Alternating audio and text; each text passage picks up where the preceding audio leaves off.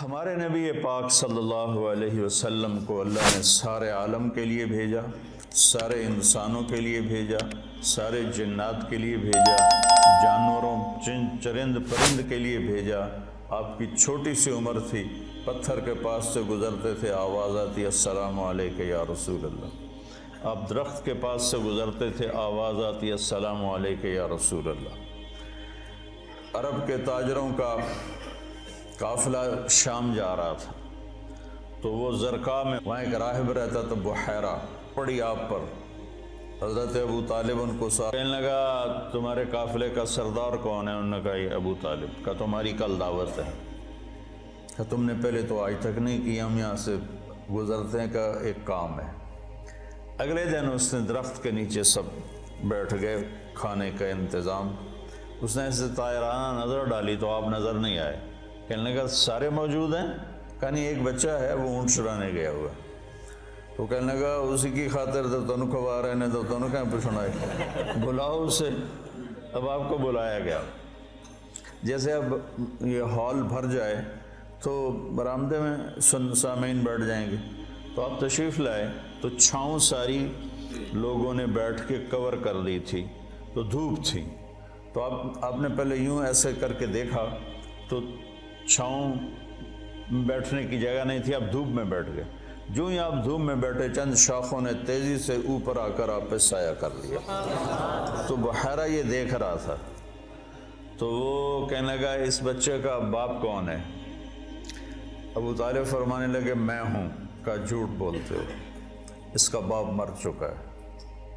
کہنے لگے ہاں وہ میرا بھائی تھا، لیکن یہ مجھے اپنے بچوں سے زیادہ محبوب ہے۔ تو اس نے سے آپ کی آنکھوں کو دیکھا، اس میں سرخ ڈورے تھے۔ کہ یہ سرخ لکیریں اس کے آنکھوں میں مستقل ہیں یا سفر کی وجہ سے؟ کہا نہیں، مستقل ہیں۔ پھر اس نے آپ کی کمر کو کرتا اٹھا کے دیکھا تو مہر نبوت۔ کہا یہ اس دنیا کا آخری نبی ہے، اس کو یہیں سے لے کر واپس چلے جاؤ، ورنہ یہود دیکھیں گے تو قتل کر دیں گے۔ تو اس چھوٹی عمر میں آپ پیدا ہوئے تو حضرت عبد الرحمن بن عوف کی والدہ تھی، شفا ان کا نام تھا، انہوں نے آپ کو لیا گود میں۔ آپ پیدا ہوئے تو بچہ پیدا ہوتا ہے تو اس کی ناف اور آنت، ماں کی آنت سے ناف جڑی ہوتی ہے، ختنہ نہیں ہوتا، اور اس کے پیدا ہونے سے پہلے گندا پانی نکلتا ہے، پھر گندگی نکلتی ہے، اس میں بچہ پیدا ہوتا ہے۔ جب آپ تشریف لا رہے تھے تو آپ کے ساتھ ایک قطرہ ماں کے پیٹ کی گندگی کا نہیں نکلا۔ جب آپ جو باہر آ رہے تھے کمرے میں خوشبو پھیل رہی تھی، وہ بچے کے پیدا ہونے کے ساتھ وہ گندگی ہوتی ہے، بدبو ہوتی ہے، خوشبو پھیل رہی تھی۔ جب اس کی نظر پڑی آپ کی ناف پر تو وہ کٹی ہوئی تھی، آنت سے جدا تھی، باہر کینچی سے نہیں کاٹنے پڑی۔ اس کی نظر پڑی آگے تو آپ کا ختنہ ہوا تھا ماں کے پیٹ سے، ختنہ کروا کے نہیں آئے۔ اور جو ہی آپ نے، انہوں نے ان کو اٹھایا اور حضرت آمنہ کے پہلو میں لٹایا۔ اس بچے کی عمر 15 منٹ ہے، 20 منٹ ہے، تو آپ نے ایسے کروٹ بدلی اور سجدے میں سر رکھا اور ہاتھ اور گھٹنے ٹیک دیے۔ اوندھے منہ نہیں ہوئے کہ اوندھے منہ نہیں، پورا سجدہ کیا۔ تو ماں بھی تھر تھر کانپنے لگی اور دائی بھی اے کی بنی۔ تو اپنے لمبا سجدہ کر کے ایسے دونوں ہاتھوں پر اپنی چھاتی کو اٹھایا، آسمان کو دیکھا، سیدھے ہاتھ کو اوپر کیا اور شہادت کی انگلی کو ایسے کیا تو پوری چہار طرف نور ہی نور پھیل گیا۔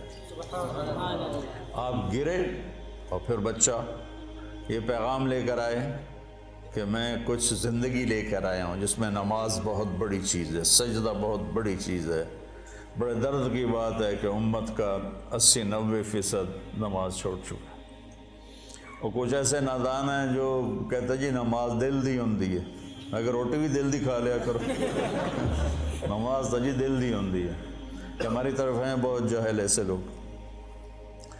تو آپ نے لمبا سجدہ کر کے نماز کا پیغام دیا، اور جب آپ دنیا سے جا رہے تھے وہ بھی 12 ربیع الاول تھا، پیر کا دن تھا، اور زوال سے پہلے کا وقت تھا، اور آپ کے آخری الفاظ تھے حضرت عائشہ کے سینے پہ سر رکھے ہوئے، الصلاۃ الصلاۃ الصلاۃ، میری امت نماز نہ چھوڑنا، نماز نہ چھوڑنا، نماز نہ چھوڑ۔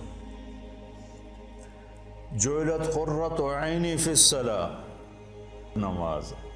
قرۃ عینی جو محاورہ ہے یہ عرب کا ہے، عرب سے لیا گیا ہے۔ عرب جب سفر کرتے تھے، اونٹ کی تو ڈبل ہوتی ہیں پلکیں، تو وہ ایسے پلکوں میں پلکیں گھسا لیتا ہے، ریت کا ذرہ اندر نہیں جاتا، لیکن جس نے اونٹ کو چلانا ہے اس کو تو کچھ نظر آنا چاہیے، تو وہ اوپر کپڑا تو ڈالتا ہے، دیکھتا بھی ہے، آنکھیں میں مرچیں پڑتی ہیں، اسے اچانک ایک درخت نظر آتا ہے، ایک غار نظر آتی ہے، ایک چٹان نظر آتی ہے، وہ اونٹنی کو جلدی سے موڑتا ہے اس درخت کے نیچے یا اس چٹان کے نیچے، جو غار میں بھاگ کے بیٹھتا ہے، سب سے پہلے اپنی وہ مشکیزہ نکالتا ہے، اس سے پانی سے اپنی آنکھوں میں چھینٹے مارتا ہے، جس سے ریت دھل جاتی ہے تو آنکھوں میں ٹھنڈک آتی، کہتا ہے الآن قرۃ عینی، شکر ہے اب میری آنکھیں ٹھنڈی ہیں۔ یہ ہم اردو میں اس کی طاقت نہیں سمجھ سکتے، کیونکہ ہماری تو ریت آنکھوں میں کبھی پڑی کوئی نہیں۔ بچپن میں ہم کھیل رہے تھے تو مجھے نا چینی کی ضرورت پڑی، پتہ نہیں کھیلتے کھیلتے کوئی شربت بنا رہے تھے، تو وہ منڈیر کے اوپر سارے نمک، مرچ، چینی، مسالہ، تو میرا قد اتنا چھوٹا تھا کہ میرا ہاتھ اوپر نہیں پڑتا تھا، تو میں نے ایسے یہ پنجوں کے بل کھڑے ہو کر ایک ڈبے کو ہاتھ ڈالا، تو وہ الٹا ہو کے جو میرے منہ پہ گرا وہ مرچیں تھیں، تو میری آنکھیں جو مرچوں سے بھری، ساری رات میری روتے روتے گزری، اور میری ماں میری آنکھوں میں پانی ڈال ڈال ڈال ڈال تھک گئی، اور میں ساری رات تڑپ تڑپ کے گزار دی، میری نیند وہ آنکھوں میں ہی کٹ گئی۔ اس کو کہتے ہیں آنکھیں ٹھنڈی۔ تو اللہ کے نبی نے کہا جعلت قرۃ عینی فی الصلاۃ ارحنا بہا یا بلال۔